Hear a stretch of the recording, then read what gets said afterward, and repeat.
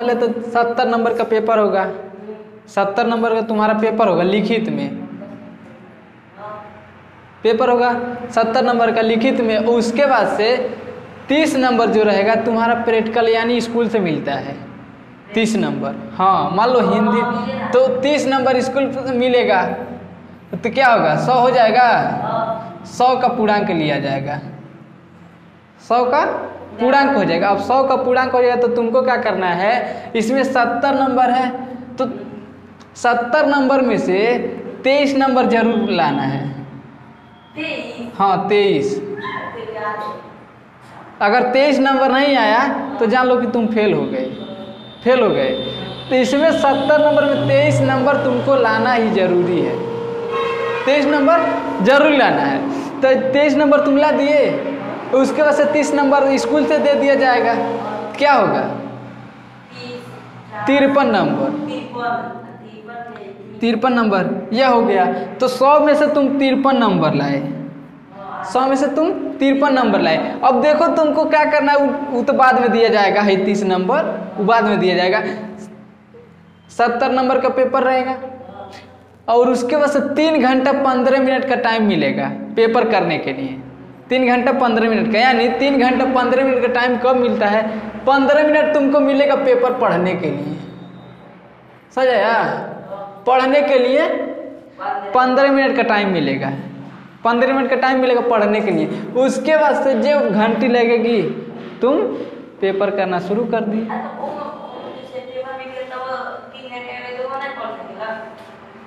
नहीं जैसे मान लो तुम, हम तो पेपर नहीं पढ़े, डायरेक्ट मिला करते गए बस। तो इसमें जानते हो अथवा करके आएगा, मान लो तुमको पहला सवाल आ रहा है तो तुम उसको करो, नहीं तो अथवा कर दिया जाए तो दूसरा करो, इस तरह किया जाता है। अब देखो सबसे पहले बहुविकल्पी आ जाता है 20 नंबर का, 20 नंबर का बहुविकल्पी आ जाता है, वो भी कितने 20 को बहुविकल्पी आएगा एक नंबर का।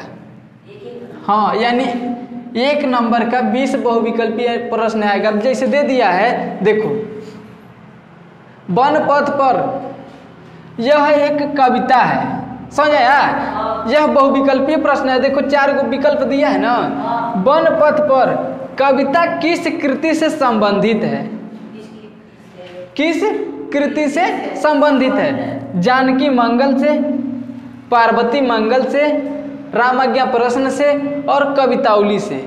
अब इसमें से जो तुमको सही लगेगा, तुमको जो पता रहेगा कि हाँ यही उत्तर सही है तो उसको तुम ट्रिक लगाओगे, तो जो इसमें का सही रहेगा उसको तुम ट्रिक लगा दिए, ट्रिक हो गया तो यह होगा 1 नंबर तैयार तुम्हारा हो गया।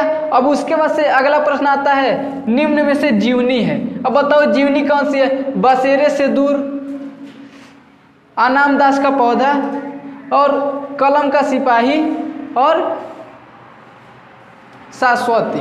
अब दिया ना निम्न में से जीवनी है, अब ये 4 को दे दिया, 4 विकल्प दिया है, जो तुमको यह है कि हाँ हम यही विकल्प सही है तो उसको तुम ट्रिक लगाओगे, ट्रिक लगाने के बाद से तुम्हारा 1 नंबर सही हो गया। तो 1 नंबर या 1 2 नंबर हो गया। तो इसी तरह 20 प्रश्न आएंगे, हाँ 20 प्रश्न आएंगे। तो 20 प्रश्न आएंगे तो तुम्हारा यदि तुम 20 सही कर देते तो तुमको 20 नंबर क्लियर मिल जाएगा, हो गया। अब फिर आगे देखो, जिस छंद के प्रत्येक चरण में समान मात्राएं होती हैं उस छंद को कहते हैं वर्णिक छंद, विषम छंद, मुक्त छंद और सम छंद। यानी समान मात्राएं एक के समान, सम एक समान में समान मात्राएं। मान लीजिए यहाँ पर 2 है तो यहाँ 2 रहेगा तो क्या होगा, समान है तो उसको क्या कहेंगे, समछंद, समछंद हो गया। अब उसके बाद से हाँ, अब उसके बाद से आता है अगला प्रश्न, अनंत शब्द में कौन सा उपसर्ग है। उपसर्ग पता है, जो किसी शब्द के पहले जुड़ता है, जो किसी शब्द के पहले जुड़ता है। तो यह देखो अनंत, अनंत है ना, अनंत। यानी इसको अगर जोड़ दिया जाए तो यह दिया है अब फिर यहाँ से आधा नौ फिर अंत,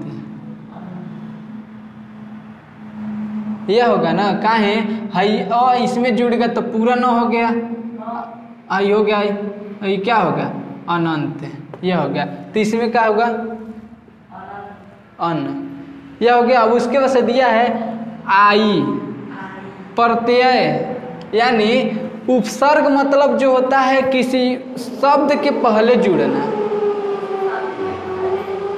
उपसर्ग मतलब होता है किसी शब्द के पहले जुड़ना, और प्रत्यय मतलब जो होता है पीछे, किसी शब्द के पीछे।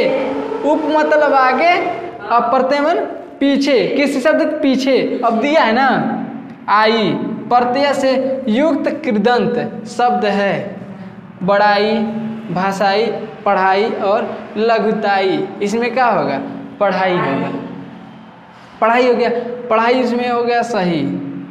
यह एक एक 2 नंबर हो गया। अब देखो अब यहाँ दिया है हाँ पूर्व पद संख्यावाची होता है, पूर्व पद संख्यावाची होता है।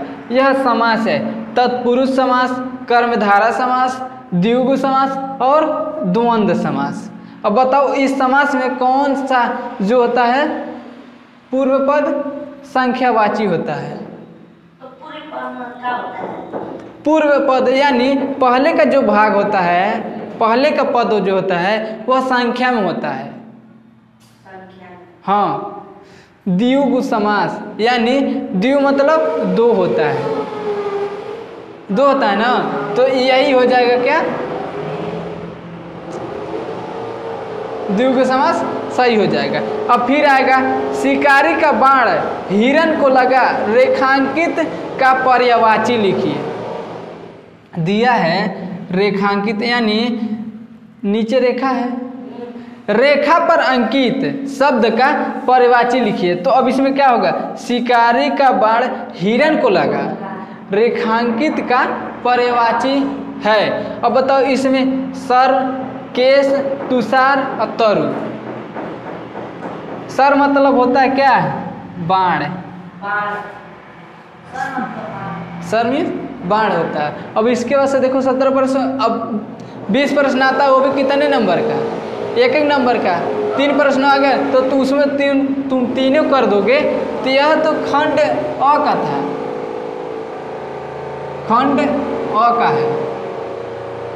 अभी देखो यह खंड अ का है, खंड बी का आएगा यानी खंड ब का, उसमें भी इतना ही आएगा। तो अब देखो उसमें उसके बाद से आता क्या प्रश्न, रामा प्रश्न प्रभृत्य का संधि विच्छेद। संधि विच्छेद का मतलब जानते हो? हाँ हाँ संधि विच्छेद का मतलब जो होता है अलग अलग, संधि विच्छेद का मतलब जो होता है अलग अलग होता है। अभी इसका संधि विच्छेद करना है।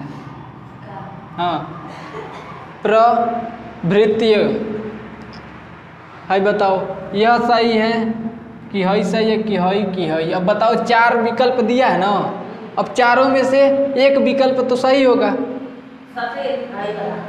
कौन हई गलत है, यह होगा।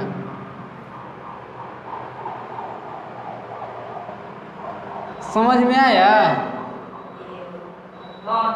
समझ आ गया ना?